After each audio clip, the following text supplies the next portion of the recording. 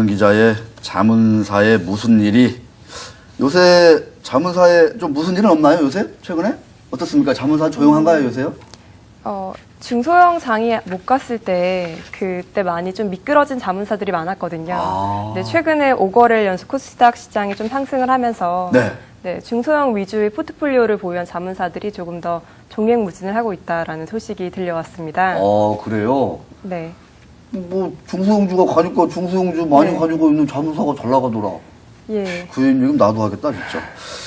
자, 김주영 기자, 오늘은 어떤 얘기를 준비해 오셨나요? 예, 아까 이동섭 SK 센터장께서 코스닥은 단기적이다라는 말씀을 하셨잖아요. 그러니까 오늘 폐부를 찌릅니다, 네, 오늘 저도 좀 안타깝지만 코스닥에서 한 기업이 오늘 코스피로 떠나갔습니다. 네, 그래서 왜 그렇게 코스닥에서 코스피로 이동을 하느냐에 대해서 한번 짚어보려고 합니다. 왜 그렇게 코스닥 기업들이 코스피 시장으로 갈 수밖에 없느냐? 예. 네, 그렇습니다. 자, 오늘은 어떤 기업이 바이 코스닥을 했나요? 예. 오늘은 코오롱 아이넷이라는 코오롱 그룹의 계열사가 코스닥을 떠나 오늘 코스피 시장에 상장이 되었습니다. 그렇군요. 네, 코오롱 아이넷은 철강 화학 제품 등을 수출입하는 종합 상사인데요. 네. 지난 2001년에 코스닥 시장에 입성을 했으나 10년간 있다가 이제 오늘로서는 코스피 시장에 이제 있게 된 것이죠. 10년 만에 코스피 시장으로, 코스피 시장이 좋아서 간 걸 텐데, 아쉽게도 지금은 코스닥 시장이 아주 불을 뿜고 있는데, 네, 타이밍 참 잘 맞추는 것 같습니다. 자, 그렇게 그 코스닥으로, 코스피 시장으로 떠나는 기업들이 많은가요? 어떻습니까?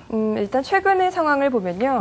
오늘 떠난 코오롱 아이넷이 있고요. 또 신팩 메탈로이가 거래소에 신청을 했었는데 지난 8일 상장 예비 심사 결과 승인을 받지 못했습니다. 네, 그래서 가지 못했고요. 지금 심사 중인 기업은 한 군데인데 저가 화장품 미샤 아십니까? 미샤. 예, 미샤로 유명한 에이블 CNC가 지금 거래소에 심사를 받고 있고요. 네. 에이블 CNC. 예. 네, 미샤. 참 이런 기업들이 왜 자꾸만 이렇게 그 코스피 시장으로 참 가려고만 하는 건지 안타깝기도 하고. 한국토지신탁 이 회사도 역시 그 코스피 이전을 검토했다 이런 소식이 있었는데요. 예, 한국토지신탁은 지금 거래소에 이전 신청을 한 상태는 아니고요. 지난 5월에 이사회를 열어서 유가증권 시장 이전하겠다라는 주주총회의 결의를 마친 상태입니다. 근데 최근에 물어보니까 한국토지신탁은 올해에는 더 이상 추진을 하지 않겠다고 밝혔습니다. 네, 지난해 채무소송으로 좀 대규모 적자가 발생했는데 이 상태에서 이전 상장을 신청하게 될 경우에는 심사 과정에서 좀 부정적인 의견을 받을 확률이 크기 때문에 잠시 미뤄뒀다가 내년 상반기쯤에 다시 검토한 뒤 좀 추진을 하겠다라는 게 회사 측의 입장입니다. 우발 채무 때문에 적자가 발생했기 때문에 그런 상태에서 신청했다가 괜히 뭐 승인이 안 나고 그러면 뭐 채무만 구기기 때문에 내년으로 넘겠다. 네, 최근에 신팩 메탈로이가 승인을 받지 못했지 않습니까? 그러니까 그런 점에서 일부에서는 코스닥에 있는 우량 기업들을 거래소가 묶어두려는 게 아니냐. 네, 그런 얘기도 있다. 이런 얘기도 들려오더라고요. 그렇습니다. 자, 그러면은 지금까지 그 코스닥에서 코스피로 이전한 기업들은 몇 개나 됩니까? 얼추. 한국거래소에 따르면요. 지난 2008년부터 모두 10개 기업이 코스닥에서 코스피로 이전을 했습니다.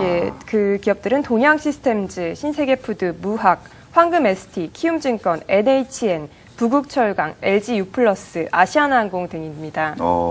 그렇군요. 참 아시아나항공, 뭐 부국철강, 뭐 이런 데는 사실은 뭐 코스피 시장으로 뭐 가도 뭐 좀 이렇게 될 것 같은 생각이 들지만 이 NHN이라든가 동양시스템즈, 황금ST는 잘 모르겠고 뭐 신세계푸드, 특히 NHN 같은 기업들은 코스닥 대장주였는데 코스피로 가서는 지금 존재감이 없지 않습니까? 이런 거 보면은 왜 갔나 싶기도 하고. 근데 이 상당히 좋은 알짜 기업들인 것 같은데 왜 이렇게 자꾸만 그 바이 코스닥을 하는 겁니까? 여러 가지 이유가 있을 수 있겠지만 아무래도 코스닥 디스카운트가 가장 큰 영향을 미친 것으로 보입니다. 코오롱 아이넷 경우에는요. 5년 사이에 회사 성격이 변모했다. 기존 정보통신 기업에서 지금은 무역 종합상사로 바뀌었기 때문에 우리 성격상 코스닥보다는 코스피가 맞는다라는 대외적인 멘트를 해주셨습니다. 하지만 이것은 지극히 표면적인 이유고요. 실제로는 회사 관계자는 무역을 하려면 대외적 신도가 굉장히 중요한데 코스닥은 아무래도 아직까지 하이 리스크 하이 리턴이라는 이미지가 있지 않습니까? 예. 그 이미지 때문에 코스피 이전을 결심하게 됐다고 털어놨습니다. 예, 털어놨군요. 자, 무역을 하는 만큼 대외적 신용도가 중요한데 코스닥은 하이 리스크 예. 한 시장이다. 예. 그래서 위험이 큰 시장이다. 그런 이미지가 강하기 때문에 예. 위험성이 좀 작다는 이미지를 가지고 있는 코스피 시장으로 이사를 가기로 했다. 예, 아무래도 또 횡령 배임 이런 것들이 네. 아직까지 코스닥 시장의 이미지로 좀 남아 있잖아요. 네. 그 점을 좀 우려했던 것 같습니다. 참 다들 그 이사하는 기업들 보면은 코스닥 시장이 뭔가 좀 문제가 있기 때문에 이렇게 얘기를 하거든요. 예. 참 그 안타까운 현실인 것 같은데 결국 그런 그 코스닥 시장에 대한 신뢰도 문제 이것 때문에 간다 이렇게 하는데 정작 이사하는 기업들의 어떤 실적이라든가 이런 것들이 코스피 시장으로 간다고 네. 해서 달라지는 건 아니지 않습니까? 예. 네. 아까 NHN을 말씀하신 것처럼요. 단지 시장을 옮긴다고 해서 그 회사의 가치가 변하는 것은 아니거든요. 네. 실적이 급등하는 것은 아닌데 단지 좀 투자자 사이에 우량 종목이라는 그 심리적인 요인이 있다고 해야 될까요? 네. 인식의 변화가 생길 수 있다는 점이 좀 긍정적이다 이렇게 더 옮긴다고 하는데요. 예를 들어 또 코스닥 같은 경우에는 외국인 투자자들이 좀 이부 시장은 좀 선호하지 않는 경향이 있지 않습니까? 네. 그런 점도 좀 외국인 투자 위치를 위해서 좀 옮긴다는 기업들도 있었습니다. 아, 외국인 투자자들이 코스닥 시장에 좀처럼 네, 예. 관심을 보이지 않는다. 예.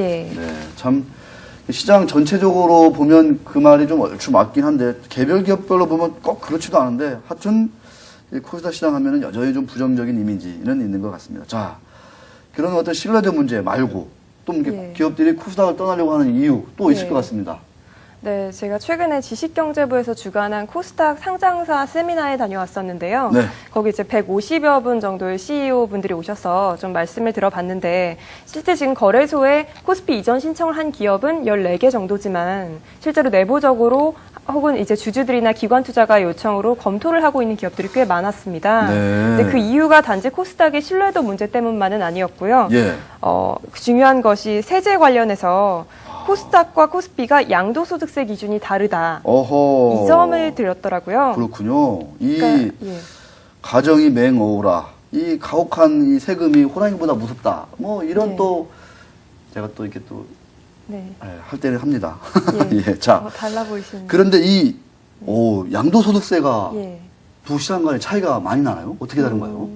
일단 원래 상장사 주식 거래할 때 발생한 양도 차익은 비과세가 원칙인데 그렇죠. 대주주 혹은 장외 거래인 경우에는 양도세를 부과를 하거든요. 네. 그러면 이것이 기준이 같아야 하는데 좀 다른 것이 유가증권 시장 같은 경우에는 대주주의 기준이 전체 주식의 3% 이상 소유를 했거나 혹은 시가총액의 100억 원 이상을 가진 주주라고 규정이 되어 있습니다. 3%, 네. 하지만 코스닥 시장에서는 대주주 요건이 총 주식의 5% 이상을 가졌거나 또는 50억 원 이상을 가진 주주가 해당이 되는데요. 네. 이럴 경우에 어떨 때 문제가 발생하느냐. 네. 50억 원에서 100억 원 사이를 가졌지만 총 주식의 5% 미만을 가졌을 때 이런 기업들은 코스닥을 떠나서 코스피로 가게 되면 양도소득세를 면제를 받을 수가 있거든요. 아하. 그렇군요. 지금 현재 이런 기업들이 몇 개가 되는지 한번 알아봤더니 네. 코스닥 시장에서 한 13개에서 14개 정도 기업이 이 사이에 해당이 되고 또 13개? 예, 13개 기업 그리고 주주로는 대주주 요건에 해당되는 사람이 24명 정도 되더라고요. 24명이요. 24명. 예. 네. 그러니까 내가 가지고 있는 주식이 50억에서 100억 원 정도면 네. 코스닥 시장에서는 양도소득세를 대주주로서 내야 하지만 내야 하는데 코스피에 가면 면제를 코스피로 받을 수 가면은 있다. 네, 100억이 안 되기 때문에 예. 대주주 요건이 해당되지 않고 예. 그래서 요거를 내가 사고 팔 때 양도소득세를 예. 그 양도 차익에 대해서 소득세를 내지 않는다. 예. 네, 이거 참 심각한 일이군요. 그렇게 중소기업들 또는 중견기업들을 육성하자, 뭐 네. 강소기업을 키우자 이렇게 예. 해놓고 역시 과세 기준이나 이런 거 보면은 예. 대주주들로 하여금 코스피 시장으로 예. 가도록 하고 있다 이렇게 봐도 되는 겁니까? 어떻습니까?